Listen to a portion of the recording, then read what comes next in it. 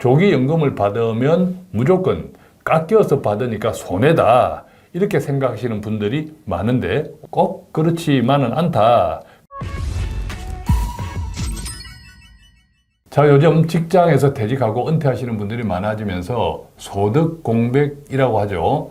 그동안 직장에서 돈을 받았는데 이제부터는 직장에서 나오는 돈이 없어. 그런데 국민연금은 몇 년을 기다려야 돼. 이 몇 년 동안의 빙하기를 어떻게 잘 견딜까 하는 걱정들이 많습니다. 더구나 소득에 대한 걱정이 없더라도 건강보험료, 국민연금이 많아질수록 이것도 건강보험료에 영향을 주더라. 자, 그러다 보니까 소득 걱정이 없어도 국민연금을 조기연금 손해를 보고 일찍 받는 분들도 있고, 아까 말씀드린 소득 공백 때문에 어쩔 수 없이 국민연금을 조기 손해를 보면서 조기 수령하는 경우도 있습니다. 이런 이유든 저런 이유든 결론적으로 조기연금을 받으면 무조건 깎여서 받으니까 손해다. 이렇게 생각하시는 분들이 많은데 오늘은 꼭 그렇지만은 않다. 예컨대 조기연금을 받아서 재테크를 잘하면 조기연금으로 목돈 1억을 만들 수 있다. 자, 이런 사례도 있습니다. 자, 그래서 오늘은 조기연금을 받는 것이 무조건 손해다. 이렇게 생각할 것이 아니라 이런 방법도 있네? 라는 차원에서 구체적인 사례를 준비해 보았는데요. 오늘도 연금부자 1타 강사 돈 걱정 없는 우리집 지원센터 이재문 팀장님 나왔습니다. 안녕하세요. 네, 안녕하십니까.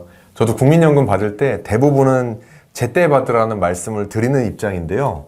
저처럼 이제 많은 분들이 조기연금 받으면 감액되니까 일단 손해다라고 생각하시는데 오늘은 조금 다른 관점에서 한번 살펴보려고 합니다. 그 전에 제가 퀴즈 하나를 좀 내보려고 하는데요. 부동산으로 월세 받는 거랑 연금보험으로 평생 연금 받는 거의 가장 큰 차이점이 어떤 거라고 생각하십니까? 어떤 차이가 있을까요? 부동산 그리고 금융 이렇게 자산의 성격이 다르다 이렇게 생각밖에 안 드는데 지금 보험사의 상품은 살아있는 한 평생 연금을 받을 수 있다는 안정성이 있습니다. 예. 부동산 같은 경우는 공실일 경우에 연금을 받지 못할 수도 있는 것이고요. 하지만 여기에 한 가지 아쉬운 점이 있는데 연금 상품의 경우는 지금까지 내가 불입한 금액을 토대로 연금이 나오다 보니까 나중에 부동산처럼 별도로 목돈이 남진 않습니다.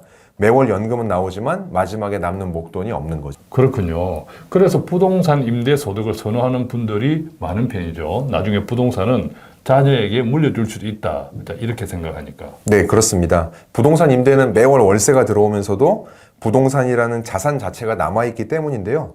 물론 중간에 공실도 생기고 관리도 해야 되지만 그래서 부동산을 선호하는 것 같습니다.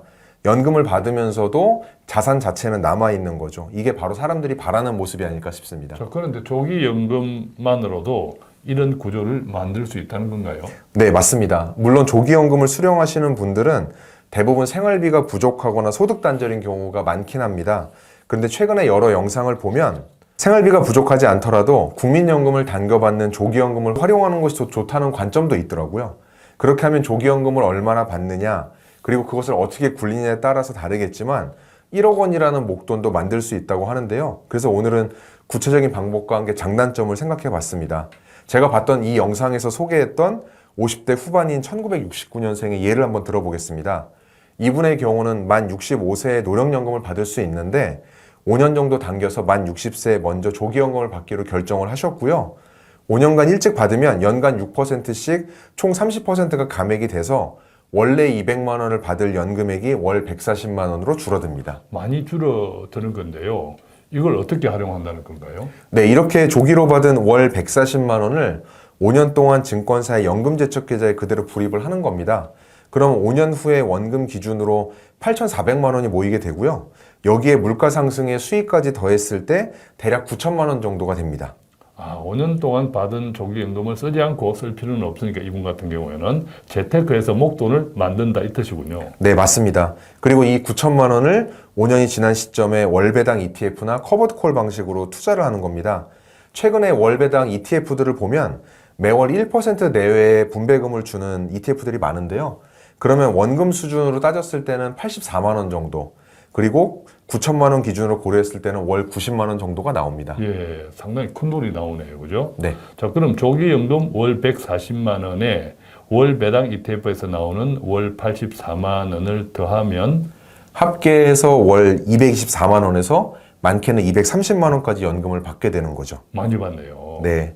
만 65세부터 받을 예정이었던 노령연금 월 200만 원과 비교해도 오히려 금액상으로도 높습니다. 거기다 대략 9천만 원 정도라는 목돈까지 남아있게 되는 거고. 아, 그렇게 되면 이것이 마치 부동산 월세처럼 매월 수입도 되고 자산도 남는 구조가 되네요. 그죠? 네, 맞습니다. 그런데 이 전략을 실행하기 전에 미리 알아두셔야 될 점이 있다면 바로 월배당 상품이나 커버드콜 ETF에 대한 리스크도 알고 계셔야 됩니다. 자, 어떤 리스크가 있나? 커버드콜 ETF는 저희가 예전에 한번 다룬 적이 있지만 주식을 보유하면서 콜옵션을 매도해서 프리미엄을 받는 구조입니다. 그래서 매월 안정적인 분배금이 나오는 장점은 있는데 주가가 크게 상승할 때는 수익이 제한된다는 단점도 있습니다.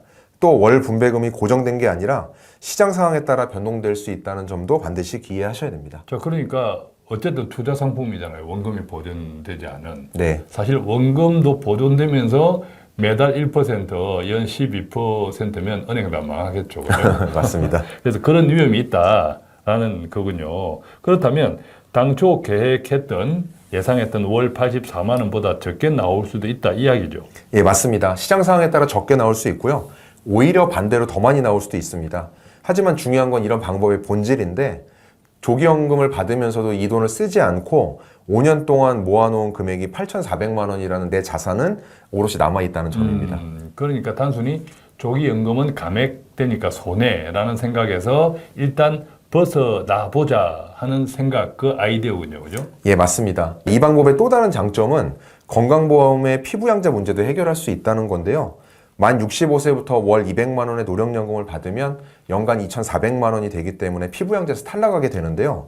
조기연금 월 140만 원은 연간 1,680만 원이기 때문에 피부양자 기준이 2천만 원 미만이 되는 거죠. 그렇군요. 물론 월 140만 원도 매년 물가 상승률만큼 조금 올라가겠지만 네. 당장에 피부양 가족에서 탈락한다 이런 문제는 없다 그죠? 예, 맞습니다. 예. 물론 피부양자 기준 금액이 되는 2천만 원 기준이 낮아진다면 어쩔 수 없겠지만 현재 수준에서 피부양자 자격은 유지가 되는 거고요. 앞서 말씀드렸다시피 국민연금은 내가 원한다고 해서 중간에 목돈으로 찾아 쓸 수가 없는데 이 방법을 통해서 대략 8,400에서 9천만 원 정도 되는 돈이 비상시에 사용 가능한 돈이 생긴다라는 겁니다. 물론 일장일단이 있으니 노후 자금을 목적으로 한다면 아주 예외적인 상황이 아니라면 당연히 쓰지 않는 게 좋습니다. 그러니까 일단 목돈이 만들어진다는 것이 1차 목표. 네, 그 목돈을 나중에 필요하면 월배당 ETF 투자하지 않고 다른 목적으로 활용할 수 있다. 자, 그런 목돈이 생긴다. 이게 첫 번째 목적이네요. 그죠? 네, 그렇습니다. 연금으로 물론 계속 받는 것이 좋겠지만 아주 급하게 목돈이 필요한 상황이 생기면 활용할 수 있다는 건 상당한 장점인 것 같습니다. 그만큼 선택할 수 있는 여지가 많아진다. 네, 맞습니다. 예. 조기연금은 아시다시피 사람에 따라 약이 될 수도 있고 독이 될 수도 있는 것 같은데요.